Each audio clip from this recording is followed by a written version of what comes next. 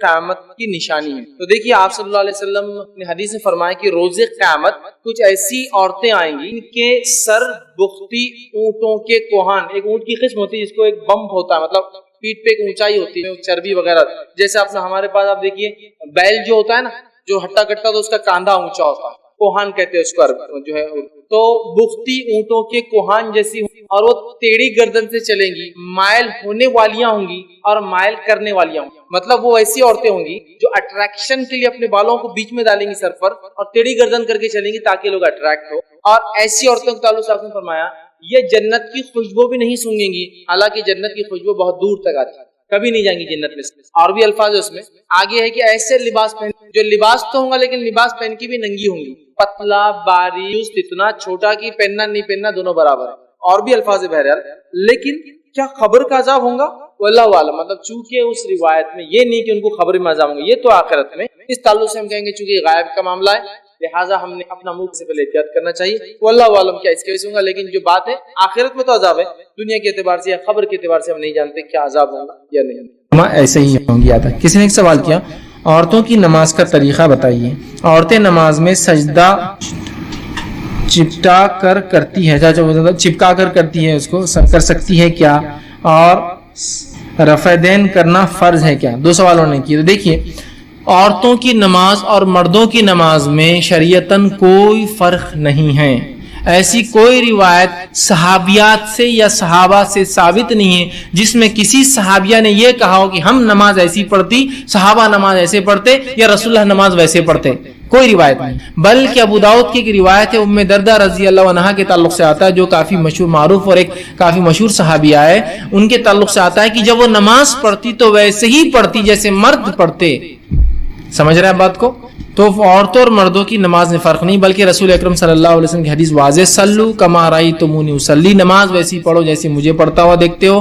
صحیح بخاری کی، اسی طرح صحیح بخاری میں حج ویسے کرو، حج کے ارکان جیسے مجھے کرتا ہوا دیکھتے ہو، ٹھیک ہے؟ تو لہٰذا ہمیں فرض عبادتیں پوری رسول اکرم صلی اللہ علیہ وسلم کیسے کرتے ہیں ویسے کرنا چاہیے۔ جو روزے کے تو کوئی خاص مسائل ہے نہیں، زکوٰۃ بھی بہت آسان ہے سمجھنا، ان دو عبادتوں کا، ایک حج ہے اور دوسری نماز ہے، ٹھیک ہے؟ تو ویسے کرنا جیسے رسول اکرم صلی اللہ علیہ وسلم کو پڑھتے ہوئے دیکھا گیا ہے، یاد رکھیے۔ اور صحابہ کی گواہیاں ہمارے پاس بہت ساری موجود ہے کہ آپ صلی اللہ علیہ وسلم کیسی پڑھتے تھے۔ تو عورتوں اور مردوں کے نماز میں فرق نہیں ہے، لیکن اگر کوئی کہے کہ اب آج کے زمانے میں کیسا کرے، تو میں مردوں کو یہ مشورہ دیتا ہوں کہ آپ عورتوں کی ایسی نماز پڑھیے، وہ زیادہ سنت سے قریب پڑتی ہے، ہاتھ سینے پر باندھتی ہے، پہلا قاعدہ سیدھا کرتی ہے، دوسرے قاعدے میں تورک کرتی ہے، پیر نیچے سے ڈالتی ہے، تو ان کی نماز زیادہ قریب ہے سنت سے بنسبت مردوں کی، یاد رکھیے، ٹھیک۔ بہت سے لوگ یہ بھی وہ کرتے نہیں عورتوں اور مردوں کی نماز میں فرق ہے، تو میں کہتا ہوں ٹھیک، ہم تعصب پر بات نہیں کرتے ہیں، ٹھیک، ہم کسی کے تم یہ جماعت وہ جماعت، ہم وہ چیز پہ بات کرتے ہیں جو کتاب و سنت سے ثابت ہے۔ چلیے آئیے، اگر آپ کہتے ہیں مردوں اور عورتوں کی نماز میں فرق ہے، تو اس فرق کی کوئی ایک دلیل رسول اکرم صلی اللہ علیہ وسلم کی زبانی، کوئی ایک دلیل صحابہ کی زبانی یا کسی صحابیہ کی زبانی چاہیے کہ ہم ایسا پڑھتی اور صحابہ ایسا پڑھتے، رسول اللہ ایسا پڑھتے، یا ہمیں ایسا حکم دیا گیا، صحابہ کو ایسا حکم دیا گیا، ہمارا سجدہ ایسا تھا، صحابہ کا سجدہ ویسا تھا، رسول اللہ ایسا کرتے تھے۔ کوئی ایک ایسا کوئی واقعہ، کوئی روایت یا آثار کیا ہوتا ہے؟ صحابہ کی زندگی سے دیکھا گیا، کوئی ایک لا کے دیجئے، تو انشاءاللہ عزیز ہم بھی اپنی نمازوں کو تبدیل کریں۔ مردوں کی نماز کی کتاب تو مردوں کی رہتی ہو، پھر آتا عورتوں کی نماز، ایک الگ چیپٹر اس کے اندر۔ ہاں، عورتوں کی نماز کیسا کہ وہ تکبیر کریں گی تو کاندھوں سے کانوں کے بیچ میں اٹھانا، مرد نے کانوں کو لگانا، عورتوں نے اٹھانا، اس لیے میں کہہ رہا ہوں عورتوں کی نماز زیادہ قریب ہے سنت سے۔ کانوں کو لگانا سنت سے ثابت نہیں، ہاتھ نماز میں بہت سے لوگ اسٹائلش کا یوں ایسا، بالکل ایسا لگتا کچھ تو بھی ایک پروسیس سے چل رہا ہے نا، یوں جا کے ہاتھ کانوں کو لو کو ٹچ ہو کے پیچھے آتا، یوں آتا بول کے ایک دم بالکل ایسا پیچھے منڈی کر کے کھڑے جاتے۔ نیچرل عمل نماز اتنا اصل کاندھوں سے کانوں کے بیچ میں ہاتھ اٹھاتے، تو آپ کہیں بھی اتنے بیچ میں کہیں بھی اٹھائیے، لگانے کی کوئی روایت نہیں، ٹھیک ہے؟ تو عورتیں نہ لگائے، مرد لگائے۔ دیکھیے عورتیں اندر ہاتھ ڈالتی یوں کرتی اور مرد بیچارے یوں کرتے، تو یہ فرق کہاں سے آئے؟ چلیے بتائیے۔ کیا حدیث میں ایسا ہے کہ کاندھے تک عورتیں اٹھاتی اور کانوں تک مرد؟ لفظ ہی نہیں، آپ صلی اللہ علیہ وسلم رکعت کے لیے اٹھاتے ہاتھ تو کاندھوں سے کانوں کے بیچ میں آپ کے ہاتھ کہیں تو بھی ہوتے، بس ٹھیک ہے بتا دیا گیا۔ یہ کہا کہ کانوں تک مرد اور کاندھوں تک عورتیں؟ ایسا کوئی اصول ہے کہ ایسا ہوتا ہے نا؟ میڈیکل میں اصول ہوتا ہے، اگر آپ کبھی ٹیسٹ رپورٹ لائے تو اس میں 2 اینٹیز لکھے ہوئے ہوتے ہیں، فار ایگزامپل 50 80، तो 50 to 80 नहीं होता है, 50 लेडीज के लिए होता है, 80 जेंट्स के लिए होता है। उसमें फर्स्ट लेडीज की रहती, सेकंड एंटिटी वो जेंट्स की रहती। अगर 50 से ऊपर है तो लेडीज को मार्क कर देता कि भाई तुम्हारा 60 मतलब ये हाई है। जेंट्स का रहा तो नहीं करता मार्क, इसलिए कि 80 तक जेंट्स होता है। तो 50 to 80 नहीं होता है, 50 लेडीज के लिए। तो ऐसा कुछ है कि हदीस में कि लेडीज के लिए कांधे थे और जेंट्स के लिए कान थे? कुछ भी नहीं, ठीक। उसके बाद जो है हाथ बांधने का मसला आया, ठीक। तो मर्द जो है नाफ के नीचे हाथ बांधे और औरतें जो है सीने पर हाथ बांधे, ठीक। बहुत से लोग आते हैं बहस करने आईआरसी पे, हाथ सीने पर हाथ बांध कर दलील दीजिए, सीने पर हाथ बांध कर दलील दीजिए। अगर आपने साबित कर दे तो आपको 1 करोड़ इनाम, 20 लाख इनाम, फला इनाम। तो मैं उनको पहले कहता हूं कि वो 20 लाख अकाउंट में जमा करो तो बात होगी। 3rd person account with sign checks, ठीक, कि भाई 20 लाख या जीत गया तो मैं फौरन ले लूंगा वो चेक आपसे। खाली हवाई बातें कि 20 लाख और 1 करोड़ तो जमा करो तो आओ। नहीं अच्छा ठीक है, तो पैसा नहीं, तो फिर ठीक है बात करो फिर आगे कि वो साबित कर दीजिए तो हम ये कर देंगे, हम वो कर देंगे, हम ये कर देंगे। मैं फिर उनको कहता हूँ अम्मी नमाज कैसे पढ़ती है आपकी, अम्मी हुजूर आपकी नमाज कैसे पढ़ती है? तो उसी ने उसकी रिवायत कहाँ से ला दो, वरना अपनी माँ की नमाज गलत है बोल दो पहले। नहीं वो तो वैसा तो नहीं है, तो फिर उनको कहाँ से लाए तुमने सीने पे? चलो वो दलील हमारे लिए भी मान लो, चलो वो दलील हमारे लिए भी मान लो। वो बहस वो फला में ये है, उस पे तो वो रावी पे वो है, वो सब आप छोड़ दो एक तरफ थोड़ा देर। सिर्फ इतना बोलिए आपके मसलक में औरतें सीने पर बांधती है तो उनकी नमाज होती है क्या? तो फिर मुझे भी इजाजत दे दीजिए आप, या उनकी दलील क्या वो दलील मेरी भी है, तो वहां ही मुंह बंद हो जाता है उनका। खामोखा बहस करके क्या फायदा, ठीक। तो औरतें सीने पर बांधे, मर्द नाफ के नीचे बांधे, दोनों सीने पर बांधे, याद रखिए, ठीक है। उसके बाद औरत जब सजदा करे, जो फर्क की बात वही बता रहा हूँ, फर्क के पॉइंट। औरत सजदा करे तो ऐसा सजदा करे कि उसका पेट उसके मांडियों पर चिपक जाए, उसका सीना उस पर चिपक जाए और उसके बाद उसका नाक सर और उसके पूरे हाथ ऐसे चिपक जाए कि इधर से कुछ ना दिखे, चिमट कर सजदा करे। क्यों? और वो सजदा भी कैसा? आप सल्लल्लाहु अलैहि वसल्लम सजदे में जाते तो हाथ रखते, ठीक है, फिर पैर रखते। ये पहले पूरा बैठ जाते औरतें, बैठने के बाद फिर सजदा नहीं करते, अपने मतलब मांडी पे लेट जाते, समझ लीजिए। पहले सीधा बैठ जाते हैं फिर लेट जाते हैं, ऐसा बिल्कुल यूं करके। आप सल्लल्लाहु अलैहि वसल्लम की अबू दाऊद की वाज़ेह रिवायत है, आपने फरमाया सजदों में हाथ कुत्तों की तरह ना रखो। कुत्ता देखिए आप बैठता है तो कैसा बैठता वो रखता है। और आप सल्लल्लाहु अलैहि वसल्लम देखा कि जब आप हाथ को उठाते हैं तो इतना उठाते हैं कि आपकी बगल मुबारक, चूंकि शर्ट की आस्तीन बड़ी होती कभी कभार, बगल या छोटे शर्ट भी पहना करते। मैंने जैसे आपको बताया था, उस जमाने में इतने भी कपड़े नहीं थे तो बहुत सी बार चादर को मोड़ा जाता, बीच में से एक सुराख करके डाल लेते सर में से, तो इधर का खुला रहता था उसकी वजह से, लेकिन सामने और ये ढक जाया करता था, जरूरत पड़ी तो उसको बांध लिया करते थे। तो आपके बगल मुबारक की सफेदी नजर आती, रिवायत में नजर आते आपके बगल, आप जब सजदा करते। लेकिन यकीनन जब हम जमात में होंगे मर्द बाजू बाजू तो मुश्किल, लेकिन इमामत में आपको देखा गया ना, तो जाहिर से इमाम को जगह होती है, हमको नहीं होती है। लेकिन चिपकाने के लफ्ज नहीं, ना आप ऐसा चिटकाते ना आप ऐसा चिटकाते, तो हाथ को ऊपर रखना है। कौन नियम? औरत जाहिर से उमूमन औरतें घर में अकेली पढ़ती है, तो आप भी वैसी नमाज पढ़ेंगी, हाथ रख के बिल्कुल उठाकर। कोई कहे ऐसा नहीं औरत चिपक कर पढ़े तो दलील, हमको दलील चाहिए। नहीं फला इतने बड़े लोग गलत हो सकते हैं, देखिए बड़े गलत और ये गलत तो आपके जहां बड़े हैं इनके भी बहुत से बड़े हैं। किसके बड़ों की सुनना? सबके बड़े हैं यहाँ तो, है ना, और बड़े बड़े हैं, मतलब सीधे छोटे मोटे बड़े नहीं। अलखाब तो ऐसे शुरू होते अल्लामा, फाजिल, मौलाना, ये वो नाम आता ही नहीं, मतलब ढूंढते चलो आप नाम का है उसमें, आखिर में उनका नाम है ना। तो बहुत बड़े बड़े हैं, सबके पास बड़े हैं, आपसे बड़े उनके पास बड़े हैं। बहुत सी एक जमात वाले बोलते हैं भाई हम सही है, तो आपसे बड़े तो उनके पास, उनकी टोपियां बड़ी और उनके लोग भी बड़े। तो बताइए अब उनके बड़ों की सुने आपकी बड़ों की सुने, किसके? बड़े बोले तो मुश्किल हो जाएंगे, तो बड़ों की ना सुनते हुए, तो फिर हमारे बड़े सबके बड़े हैं तो फिर मुश्किल हो जाती है ना। तो ना सुनते हुए एक उसूल निकालिए, जिसके पास दलील उसकी बात सुन ले, चाहे बड़ा हो चाहे छोटा हो, सीधी सी बात। तो भाई बड़ों का नहीं करते भाई, चलिए दलील की बात करें।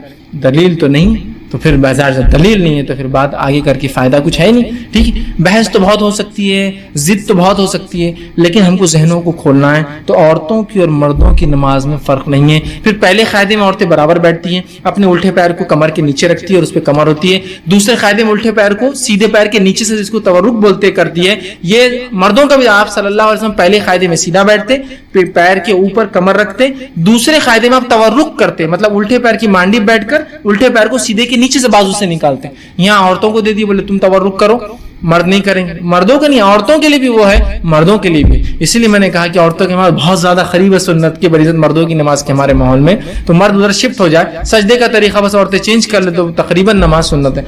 आगे उन्होंने कहा कि क्या جو نماز میں کرنا جائز ہے لیکن جس کو نہیں کرتے ہیں یا جس کو غلط سمجھتے ہیں, جو غلط ہے وہ صحیح بن گیا, جو صحیح ہے وہ غلط بن گیا, اس کو سمجھتے ہیں, ان میں آج کے دور میں کہوں گا سب سے جو کام نماز میں کہ نماز کو صحیح کرنے کے لیے جو بھی اعمال ہوتے ہیں وہ نماز کا حصہ ہے اور اس میں کوئی مسئلہ نہیں. جس میں سب سے پہلے آج جو مسئلہ ہوتا ہے نماز میں, جو سب سے بڑا خلل ہے موبائل بجنا, ہمارا بس آ گیا ہو, بج گیا, پہلے تو بند کرنا چاہیے. اب بج گیا تو کیا کریں گے آپ معلوم آپ کو, آپ اسے نکالیں گے اور بند کر کے پھر رکھ دیں گے. یہ بالکل جائز ہے چونکہ نماز کے درست کی, سمجھ رہے ہیں, نکالیں گے بند کریں. میں اس حد تک کہہ رہا ہوں, بہت سارے لوگوں کو دیکھا گیا نکالتے ہیں, اور میں نے خاص طور سے جو ہے لوگوں کو دیکھا جو ہے نماز میں نکالتے ہیں اور کٹ نہیں کرتے, صلاح ریسیو کر کے صلاح مطلب نماز میں. یہ نہیں کر سکتے آپ کٹ کر سکتے ہیں اور پھر رکھ لیجیے. اب کٹ کرنا بھی اور بند کرنا دونوں جو بھی ہو سکتا ہے آپ نے کیا, اور آپ کا سب کو آئیڈیا ہوتا ہے اپنے موبائل فون بند کیسے ہوتا ہے, نکالا اور ڈال دیا. یہ کیا جا سکتا, پوری لوگوں کی نماز خراب کرنے سے اچھا یہ عمل. ہاں بس یہ مسئلے کا علم نہیں, یہ مسئلے کا علم نہیں. اب ہوتا کیا ہے, نماز میں گری ہوئی ٹوپی برابر اٹھا کے پہنتا ہوں لیکن موبائل نہیں کٹ کرتا. نہیں غلط عمل. پھر گری ہوئی ٹوپی اٹھانا کہاں سے ثابت ہے؟ کئی بار گر رہی, ہر بار اٹھتے وقت پہن رہا ہوں, پھر چھوڑ دینا اس کو بھی. جب آپ موبائل کو نہیں بند کر سکتے ٹوپی بھی نہیں اٹھانا چاہیے. تو کیا ہوتا ہے, ہم کو علم نہیں مسئلے کا اور لوگ بولتے بھی نہیں. دیکھیے موبائل اگر بچ جائے تو نکال کر بند کرنا درست ہے, آپ لوگ بند کر لیا کیجئے, تو کتنے لوگوں کو علم ہو جائیں گا نا. نہیں, یہ تو نہیں بولیں گے. جو علمی مسئلہ یہ ہے کہ بعد میں یا پہلے بول دیا جائے موبائل بج بھی جائے تو بند کر لیجئے, نماز سے پہلے ویسے احتیاطاً بند کر لینا چاہیے. انسان ہے لیکن غفلت ہوگی, اس کو لگا بند کیا لیکن اس نے بند نہیں کیا تھا. کسی کا لے کے آیا گھر میں کوئی بیمار ہے, کسی نے کہا ہینڈ سیٹ رکھو بھائی تمہارے پاس بیمار ہے, تمہارے گھر میں کال کی ضرورت, اس کو استعمال کرنا آتا نہیں بیچارے کو, بج گیا, تو ایٹ لیسٹ یہ تو معلوم ہو کٹ کر سکتا. تو یہ کرنا چاہیے نماز میں, اس لیے کہ اس سے انشاءاللہ نماز میں کوئی فرق نہیں آتا. اسی طرح جو ہے نماز میں بات چیت کرنا, ٹھیک, وہ بات چیت جو نماز کی درستگی کا حصہ جائز ہے. لقمہ دینا, سبحان اللہ کہنا غلطی ہونے پر, ٹھیک ہے, یا ایسی حرکت کی عورتیں آواز کرے کہ امام سمجھ جائے کہ اس سے کچھ نہ کچھ غلطی ہو رہی ہے. یہ تمام چیزیں نماز کے اندر بھی یاد رکھیے جائز ہے, اس میں کوئی مسئلہ نہیں. اسی طرح کوئی معمولی سا کام ایسا کرنا جیسا کپڑوں کو سیدھا کر لینا, معمولی سا, بکثرت کپڑوں کو سمیٹنا منع ہے. معمولی سا کام جو ضروری بھی ہے کپڑے کے تعلق سے, وہ کرنے میں کوئی حرج نہیں. یہ سب کر سکتے ہیں. ایک بٹن سے دوسرا بٹن مل گیا, جب آپ اٹھے پورا شرٹ ہی اٹھ جا رہا ہے اوپر, ہوتا ہے نا کبھی, تو خالی آپ نے معمولی سا کھینچ لیا اس کو, یہ ہو سکتا ہے. لیکن یہ نہیں کہ آپ نے چھوٹا شرٹ پہن کے پورا ٹائم کھینچ رہے ہیں, وہ میں نے تفصیلات لے لی. معمولی سی کوئی حرکت آپ کر سکتے ہیں جو نماز کو صحیح کرنے کی. اسی طرح کھانسی کا آ جانا جو کہ اس کے بغیر چارہ نہیں ہوتا انسان, چھینک کا آ جانا جو کہ اس کے بغیر چارہ نہیں ہوتا. اسی طرح جمائی کا آنا اور اس کو آپ کا روکنا, اس لیے کہ آپ نے حدیث سے فرمایا جمائی کو روکو, اسے لینا نہیں چاہیے, ٹھیک, یہ کرنا. لیکن کھانسی آنے پر ٹھیک ہے آپ کوشش کریں کہ اس کو روکے, لیکن جو مجبوری ہیں وہ تو ہوں گے. ہمیں بس ہوتا ہے کہ نماز کے حالت میں اگر چھینک آ رہی ہے تو اس کو ایسا تو بھی روکتا ہو نماز کے تھر کانپتے, کیونکہ چھینک مشکل ہوتی ہے. اور جمائی جو نہیں لینا ہے وہ نمازوں میں چالو ہے, کنٹینیو نمازوں میں جمائی. جو لینا ہے اس کو روکتا ہے, جو نہیں کرنا ہے وہ شروع ہے نماز میں.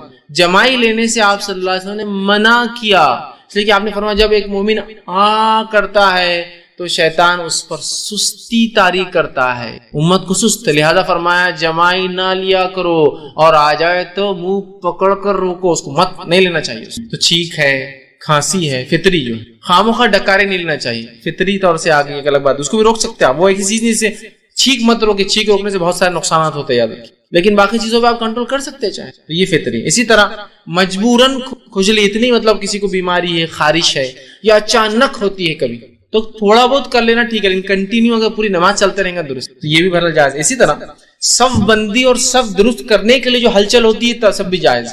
نبی اکرم صلی اللہ علیہ وسلم صحیح بخاری کی روایت ہے, ایک مرتبہ تہجد کے لیے رات میں وضو کر کے کھڑے ہوئے.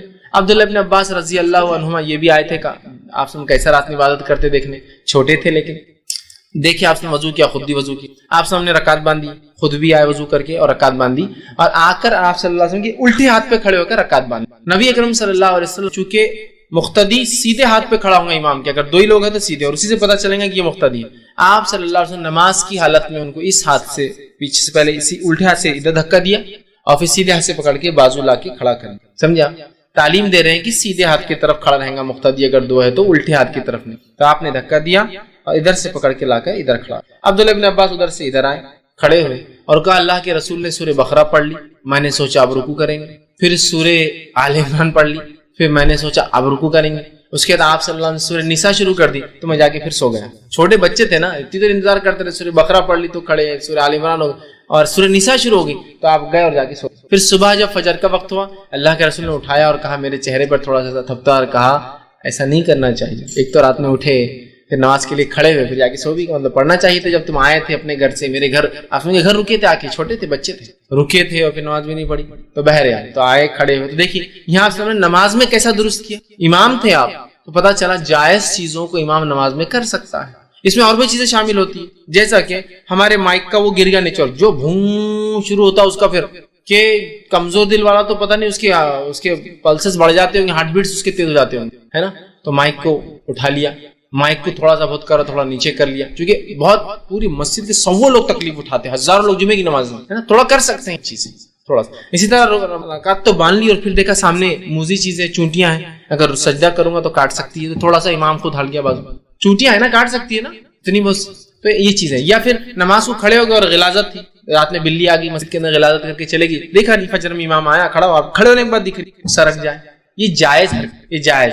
مقتدی غلط کھڑا تھا آپ نے اس کو ادھر سے نکالا, جائز ہے. اسی طرح نماز کے لیے 2 لوگ کھڑے ہیں, امام کھڑا ہے مقتدی بازو آ کے کھڑا ہے, چونکہ 2 ہی لوگ نماز میں تو صف بننا ضروری ہے, تو صف دونوں کی ہوں. اب مصلی آیا ایک اور, اب اس کو کھڑا ہونا تو وہ بازو نہیں کھڑا ہوگا, اب وہ کیا کرے گا معلوم, امام کو پیچھے سے دھکا وہ کریں گا تو امام تھوڑا آگے سرک جائے, مطلب آپ پیچھے صف ہو گئی, امام آگے سرک. اگر آگے جگہ ہے تو بیسٹ یہ ہے کہ اگر 2 لوگ کھڑے ہیں, 2 لوگ کھڑے ہیں تو امام اپنے مصلی سے بالکل پیچھے وہیں کھڑا ہو, اس کے پیچھے والی صف, اور مقتدی بازو. جیسے کوئی مقتدی آئے گا اس کو دھکا دے گا, امام اپنے مصلی پہ چلے جائیں گا, مقتدی پیچھے صف بنائیں گے, سمجھ رہا.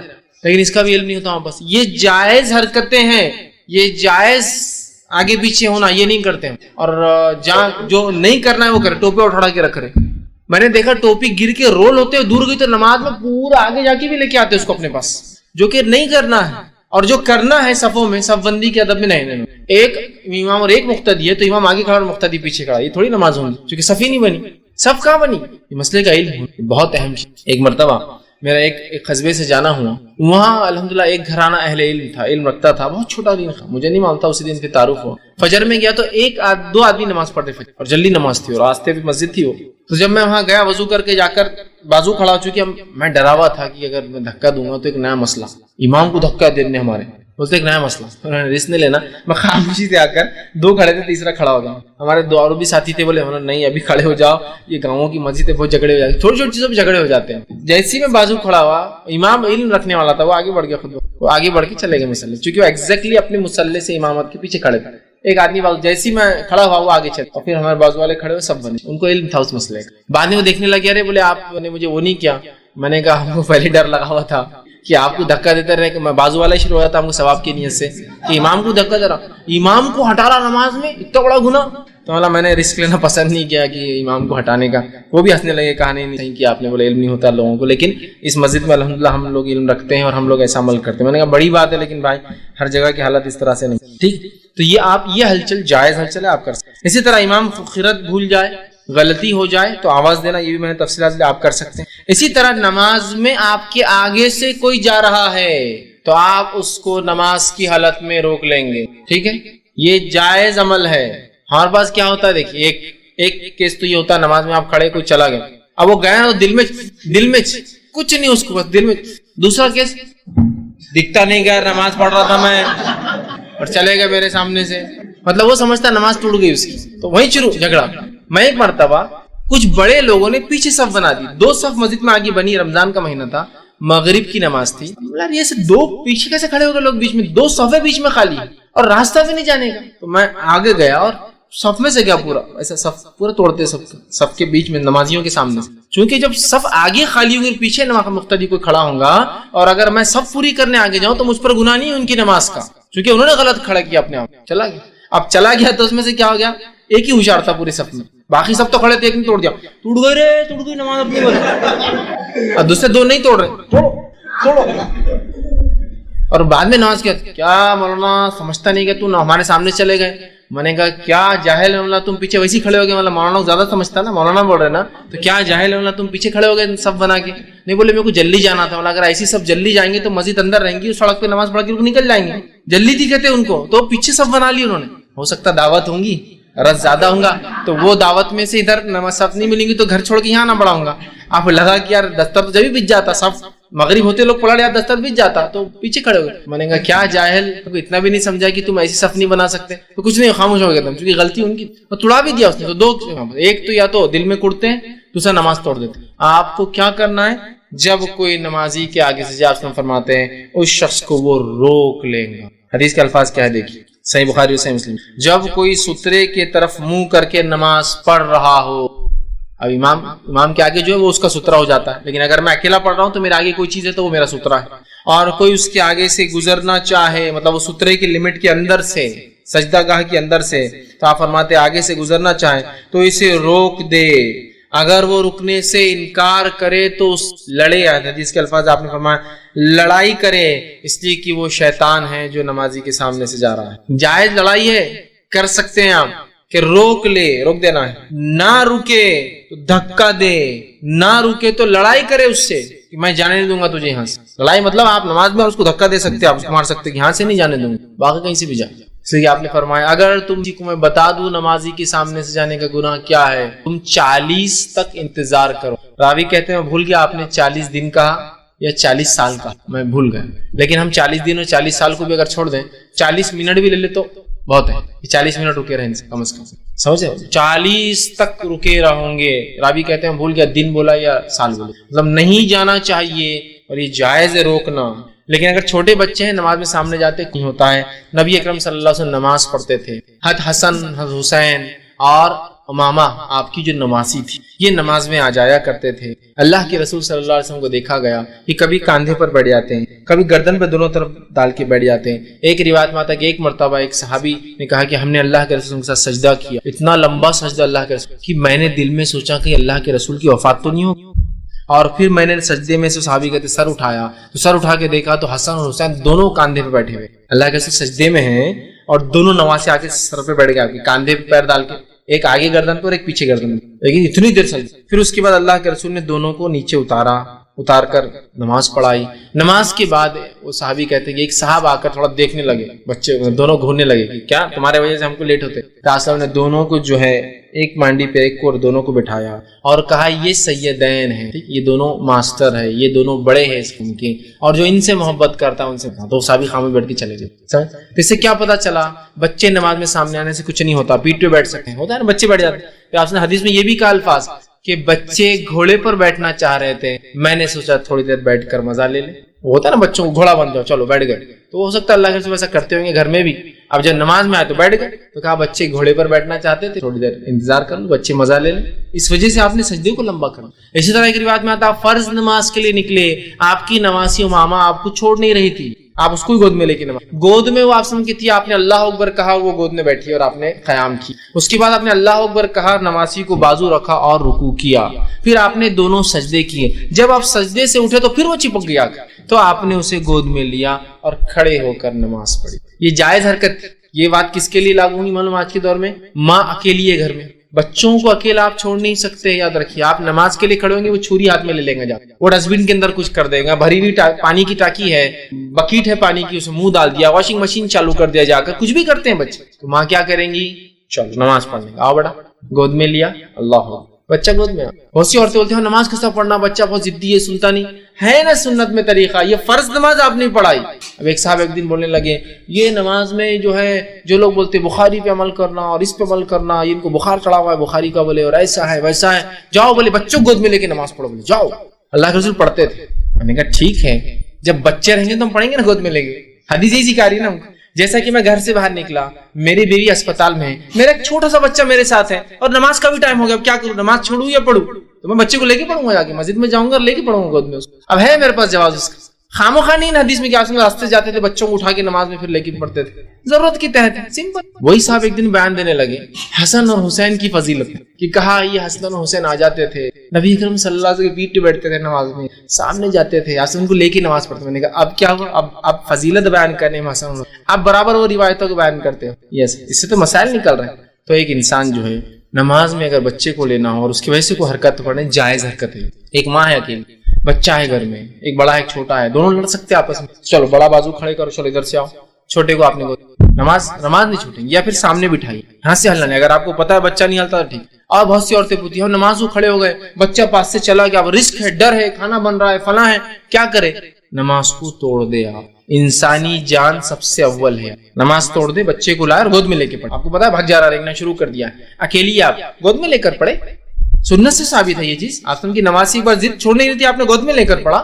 اسلام بہت آسان ہے، یہ سخت اور مشکل دین، یہ ایسا بھی نہیں ہے کہ آپ کے فرائض کے لیے آپ کو زندگیوں کو داؤ پہ لگانا پڑے، کہ آپ ٹرین میں نماز پڑھنا چاہ رہے، بچہ آپ کہیں بھی چل رہا، آپ ٹرین میں نماز نہیں توڑ سکتا، بچہ کہاں گیا وہ فکر بھی لگی، تو نماز تھوڑی ہو رہی ہے آپ کی۔ انسانی ذہن تو اپنے بچوں کی حفاظت میں، سامان کی حفاظت میں، سامان کو سامنے رکھ دیا، بچے کو بیچ میں لا کے بٹھا دیا اور پھر نماز شروع کی، بچہ بھی سامنے، سامان بھی آرام سے اطمینان سے نماز پڑھی۔ اس سمجھنے کی ضرورت ہے، یہ جائز حرکتیں ہیں جو کر سکتے ہیں، تو آگے سے گزرنے والے کیا کرنا ہے؟ روکنا۔ نماز کی حالت میں موذی چیز آ گئی، نقصان دہ چیز، سانپ، بچھو یا کوئی ایسا کیڑا کاٹا جو نقصان دہ ہوتا ہے، تو آپ نے فرمایا اور کہا، حدیث کے الفاظ ہیں، آپ نے کہا کہ اسے فوراً قتل کر دو، حدیث کے الفاظ اس طرح، سنن ترمذی کی جو روایت ہے، آپ نے فرمایا نماز میں دو چیزیں سانپ اور بچھو آ جائے تو اسے قتل کر دو، کیونکہ یہ خطرناک ہے۔ آپ نماز میں، آپ بعد میں بھی اگر ماریں گے اور چھپ گئے گھر میں جا کے تو کتنے دن تکلیف ہوتی ہے آدمی کو، کہاں چلے گیا، بچوں کی جان کا ڈر، یہ ڈر، فوراً مار دو۔ آپ نے کہا نماز میں بھی آپ ان کو مار سکتے، جب آپ نماز کی حالت میں کوئی چیز بازو لے کے آپ کو لگتا ہے کہ شارٹ میں ختم ہو جائیں گا تو وہ کر دیجیے، لیکن سانپ ظاہر سی بات ہے ایسی چیز نہیں ہوتی، بچھو ہلو چلتا ہے، ظاہر سی آپ کو نماز توڑ بھی سکتے ہیں، آپ نماز توڑ دیجئے، اس کو ختم کیجئے، آ کر اپنی نماز کیجئے، ٹھیک۔ آپ سمجھے ایک حدیث میں فرمایا آپ نماز پڑھ رہے تھے اور آپ کو بچھو نے آ کے کاٹ لیا، آپ نے کہا اللہ بچھو پر آخر اس پہ لعنت کرے، اور آپ نے اس کو مار دیا، ٹھیک۔ اور فرمایا اگر کوئی سانپ کو نماز میں بھی پائے تو کیا کرے؟ قتل کرے، مار دے اس کو، اس لیے کہ یہ انسان، تو ایسا موذی چیزیں ہو سکتی ہے، کچھ آ جائے، کوئی اور بھی کیڑا کاٹا جو ہمارے علاقے میں بہت زہریلا ہوتا ہے، سانپ بچھو تو ایک دم عموماً جس کو کہیں گے دنیا بھر میں فیمس ہے یہ دونوں جانور نقصان کے لیے، کچھ بھی ہو سکتا ہے، کوئی زہریلی مکڑی آ جائے، ہاں بس نہیں ہوتی، لیکن بہت سارے علاقوں میں خلیج کے یا امریکہ میں اس میں بڑی بڑی زہریلی مکڑیاں ہوتی ہیں جو کہ بالکل سانپ اور بچھو کے برابر ہی زہر رکھتی ہے اور اتنی ہی خطرناک ہوتی ہے جان کے، تو وہاں بھی انسان توڑ سکتا ہے، مطلب ہے موذی چیز جو انسانی جان کو نقصان اٹھ کے آپ اس کو قتل کر سکتے ہیں۔ اسی طرح جو ہے اگر نماز کی حالت میں کوئی سلام کہے تو انسان ہتھیلی سے اس کا جواب بھی دے سکتا ہے، نبی اکرم صلی اللہ علیہ وسلم کو دیکھا گیا، سنن ترمذی کی روایت ہے، آپ کو کسی نے سلام کیا اور آپ نے اس کو ہتھیلی سے جواب دیا، ٹھیک، تو نماز کے اندر کوئی سلام کر دے تو آپ اس کو ہتھیلی سے جواب بھی دے سکتے ہیں، اور یہ عمل بعد کے دور میں صحابہ سے بھی ملتا ہے کہ صحابہ اس طرح سے کوئی سلام کرتا تو اس کو جواب دیا کرتے، سیدھی ہتھیلی کو اٹھا کر نماز کی ہی حالت میں۔ یہ بہرحال جائز حرکتیں جو کی جا سکتی ہے، وہ تھی جو منع ہے اور وہ تھی جو نماز کو باطل کرتی ہے۔ تو آج تین باتیں ہم نے دیکھی، وہ اعمال، حرکت اور سکنات جو نماز میں درست نہیں، جائز نہیں، وہ عمل جو باطل کرتے ہیں، اور وہ عمل جس کو ہم سمجھتے ہیں غلط ہے وہ جائز ہے، اور وہ تمام باتیں کچھ نہ کچھ حد تک میں نے کوشش کی کہ جمع کر کے رکھوں، ہو سکتا ہے کچھ باتیں چوکی ہو تو سوال جواب کے سیشن میں آپ اس کو کمپلیٹ جو ہے اس میں سوال کر سکتے ہیں۔ اس بغیر سر ڈھاکے مطلب ٹوپی پہنے نماز پڑھنا سخت گناہ ہے، غلط ہے۔ بہرحال یہ سر ڈھانکنا یہ سنت ہے، یہ نماز کے واجبات میں سے نہیں، یاد رکھیے، یہ بات ذہن میں ہونا چاہیے، جس کے نتیجے میں یہ ہوتا ہے کہ دو فریق اس کو اتنا اشد لیتے ہیں، اور یہ بات ہم بھی جانتے ہیں کہ اسلام کی حقیقی روح کو چھوڑ کر چند ظاہری چیزوں کو اور کلچرل امپیکٹ کو اتنا لیا گیا کہ کلچر اسلام بن گیا اور اسلام کلچر بن گیا، سمجھ رہا؟ مطلب ہمارے رسومات اسلام بن گئے اور حقیقت جو اسلام تھا وہ کسی زمانے کی چیز بن گئی کہ کوئی کرتا تھا، یہاں نہیں، یہ نہیں چلتا۔ اسی کا نتیجہ یہ ہے کہ افراط و تفریط کے ہم شکار ہیں ٹوپی کے معاملے میں، جس میں ایک فریق کا یہ دعویٰ ہے کہ ٹوپی کے بغیر نماز نہیں ہوتی، اس حد تک بھی چلے گئے کہ ایک مسجد میں ایک چارٹ لگا ہوا تھا، اس چارٹ پہ یہ لکھا ہوا تھا، آپ تعجب کریں گے، جس سے میں نے بھی تعجب کیا، امام صاحب سے پوچھا تو بھاگ گئے وہاں سے نماز پڑھاتے ہوئے، میری بات کا جواب نہ دیا۔ میں نے وہاں لکھا تھا ٹوپی کچھ حالت میں نماز میں نہ پہننا کفر تک لے جاتا ہے، ٹوپی کچھ حالت میں نماز میں نہ پہننا کفر تک لے جاتا ہے۔ تو مجھے بڑا تعجب ہوا، تو میں نے ان سے جا کے پوچھا اگر ٹوپی کچھ حالت میں نماز میں نہ پہننا کفر تک لے جاتا ہے تو نماز کو بغیر داڑھی کے پڑھنا کہاں تک لے جاتا ہے؟ بھاگے ہوئے نماز کے بعد جواب نہیں دیا میرا، مطلب امیزنگ سچویشن، کفر، مطلب آپ سمجھ رہے ہیں آپ کس چیز پہ کہہ رہے؟ تو دونوں فریق نے افراد و تفریق کے شکار ہو گئے، مطلب ایک وہ لمٹس پر چلے گئے کہ کفر ٹوپی نہ پہنے تو نماز ہی نہیں ہوتی۔ تو میں نے ایسے لوگوں کو دیکھا ہے، الحمدللہ آج وہ ماحول نہیں ہے، لیکن آج بھی گاؤں میں ایسا ماحول میں نے دیکھا ہے، لوگ مسجد جاتے ٹوپی اگر نہیں ہے ان کے پاس اور وہاں مسجد کی ٹوپی نہیں ہے تو نماز چل رہی ہے اور مسجد سے چلے جاتے ہیں، اب ان سے پوچھے کیوں؟ وہ ٹوپی نہیں ہے تو دوسرا بھی ٹھیک ہے پھر چل جاؤ تو ٹوپی اتنا ضروری ہو گیا کہ نماز نہیں ہو رہی ہے، کفر تک چلا جا رہا ہے، ٹھیک ہے۔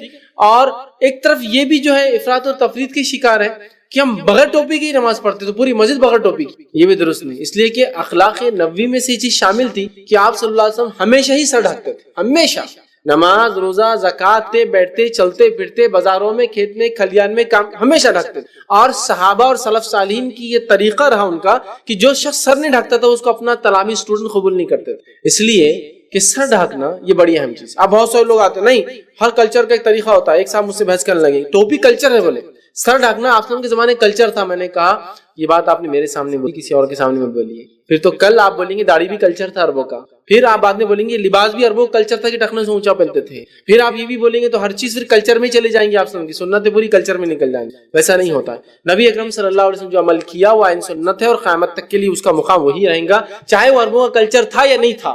کچھ چیزیں آپ نے بالکل کلچر کے مطابق جو عربوں میں طریقہ تھا کچھ کو نہیں کیا، آپ نے حج کے لیے شروعات کی وہیں سے میقات باندھی جہاں سے عرب باندھتے تھے دور جہالت میں، لیکن آپ نے حالانکہ وہ کلچرل پارٹ تھا ان کے لیے، چونکہ اسلامک پوائنٹ آف ویو سے صحیح تھا، آپ نے لیکن حج میں کپڑے نہیں اتارے جو کہ عرب ننگے ہو کے کرتے، چونکہ وہ اسلامک، سمجھا؟ تو آپ کیا بولیں گے نہیں وہاں سے نکلنا کلچر نہیں، اب سنت ہے وہیں سے حج کو آپ نکلیں گے، وہی اس کی میقات ہوں گی، اس سے پہلے یا اس کے بعد میں آپ کریں گے تو حج برابر نہیں ہوگا، احرام باندھ کے آپ کو میقات سے پہلے جانا ہے نا، غسل لے کے وہ کرنا ہی پڑے گا، ٹھیک ہے؟ تو لہٰذا اشد دونوں فریق ایک دم شدت اختیار، ایک تو کفر اور نمازی نہیں ہوتی، اور دوسرے یہ کہ ہمیشہ نہیں پہنتے پہننا چاہیے۔ میں یہ کہتا ہوں ہندوستانی ماحول کو آپ ذہن میں رکھیے، اور ایک دائی بہت سینسیبل ہوتا ہے اور عقل سے کام لیتا ہے اور اپنے فائدے کا کام کرتا ہے ہمیشہ، دنیا کے لیے اور آخرت ہے نا۔ تو دیکھیے ایک شخص ہے جس کو میں اتنی ساری باتیں جو درس میں نے اب تک لیا، یہی لباس میں صرف ٹوپی اتار کے بیان کروں تو میری درس کا سٹارٹ ہوں گی ایسا الحمدللہ رب العالمین، جاہل ٹوپی نہیں اس کو کیا سکھائیں گا دین میرے کو، ختم ہو گئی بات۔ اب میری دعوت کیسے پہنچاؤں گا میں کتاب و سنت؟ ضروری نہیں درس میں ٹوپی ضروری نہیں، کیسے پہنچاؤں گا؟ لیکن اگر وہی بات لباس وہی ہے میرا جیسا ہے، اب میں نے ٹوپی پہنی، اب میں بتا رہا ہوں کپڑے کا تھوڑا ہے لیکن پھر بھی اچھا بولے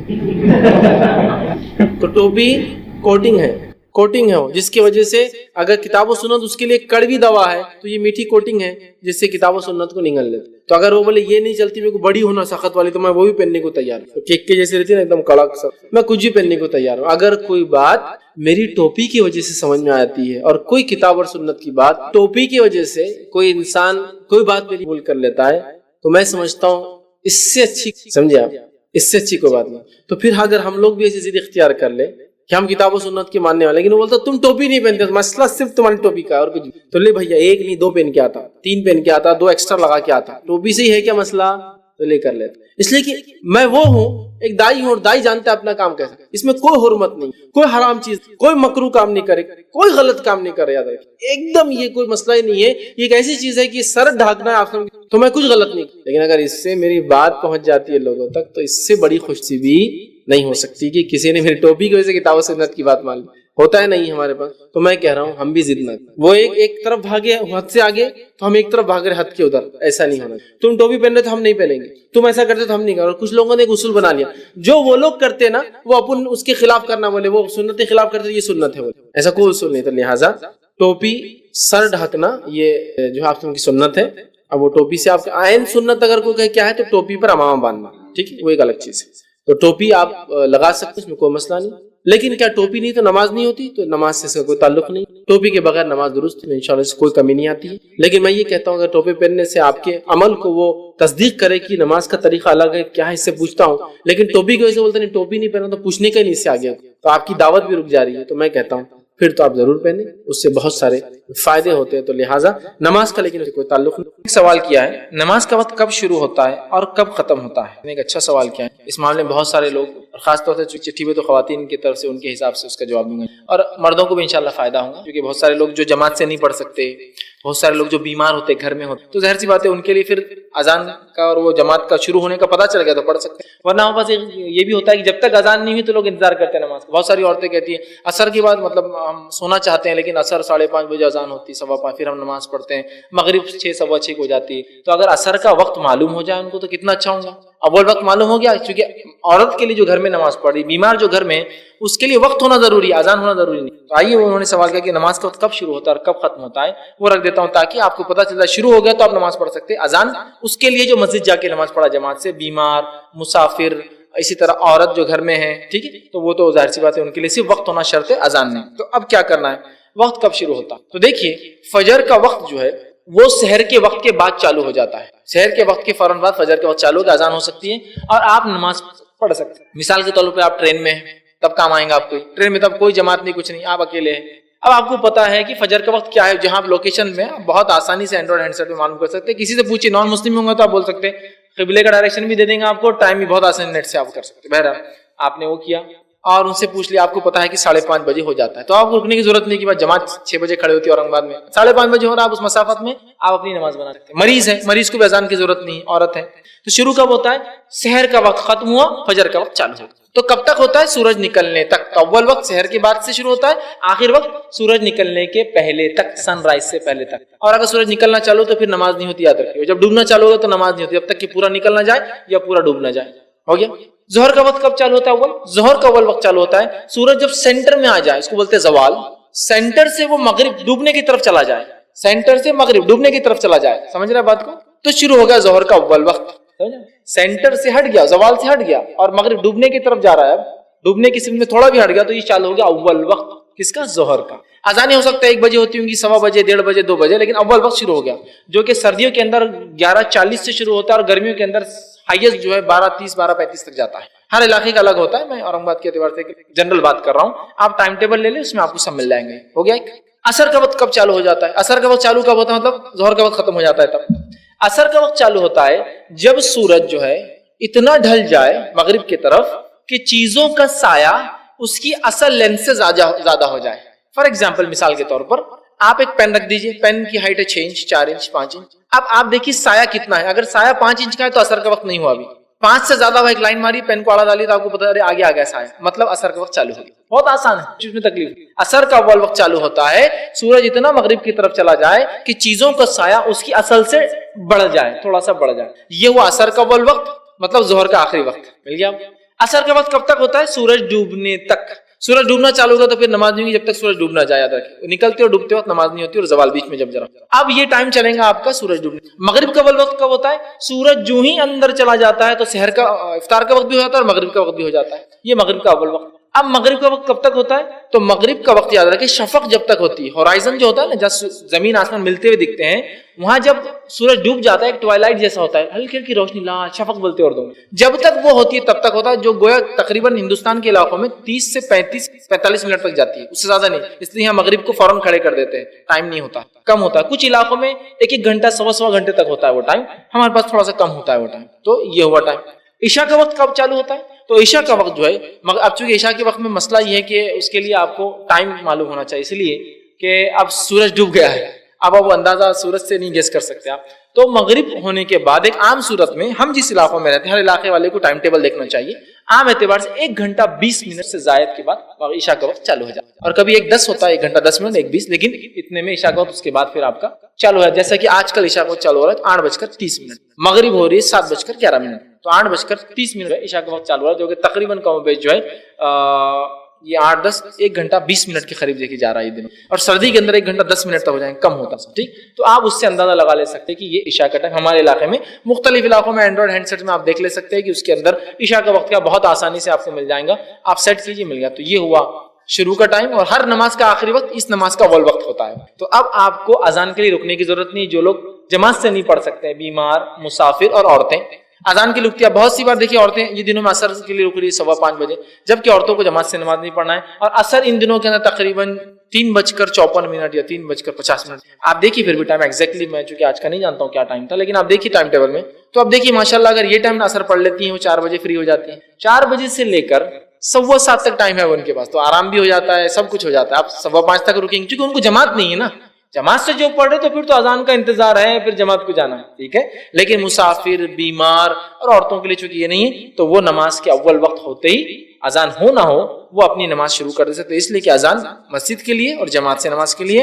اور جس علاقوں میں اذان اول وقت میں ہوتی ہے تو پھر ان کو اذان کا انتظار, جیسا سعودی عرب میں آپ جائیں گے تو اول وقت اذان ہوتی ہے, تو ظاہر سی بات ہے وہاں تو میں کہوں گا اذان کے مطابق نماز پڑھی, لیکن ہندوستان میں اول وقت میں نہیں, تو لہٰذا یہاں اکثر جگہ اول کے بعد دوسرا پہر یا تیسرا, مطلب اس کا ٹائم کا جو آخری سلاٹ ہوتا ہے, تو لہٰذا پھر ہم جو ہے اذان نہیں بلکہ ٹائم ٹیبل دیکھیں, وقت ہو گیا, یہ آپ نماز جو ہے. السلام علیکم.